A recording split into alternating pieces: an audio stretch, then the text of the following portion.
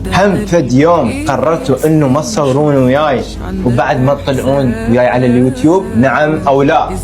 اعطى السبب. حكي العالم والله العظيم، حكي العالم. يعني يسبونا بالشارع من يمشوا هاي البعض مو الكل، قد ما ناس تحبك اكو ناس تكرهك من هذا الشيء. اي بس هذا الشيء من هذا بس؟ والله بس حكي العالم يعني ما حلو. وبس يعني بالجديد هسه ما حد ياثر عليه. لا بعد بدي ومو خوش ساتر. حبايبي خاف تصير وياكم هيك مواقف لا حد يهتم لهم. ايه وانا هاي السنه هماتي افكر هيك من ورا حكي العالم مثل رسمي. يحكي وهذيك السنه هماتي حكي العالم مثلي.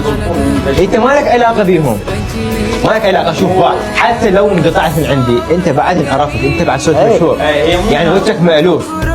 بس كلام الناس تحكي عنكم فذول 100% يضيفون من عندك. واكو مثل يقول اذا ما تلقى لك شخص يعني ينتقدك او ناس تنتقدك فانت فاشل حسب السامع.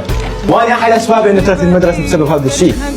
تمام، لان كان شخصيتي ضعيفه وما اعرف هيك، بس بعدين لا انه بعد يجب ما يهزك ريح.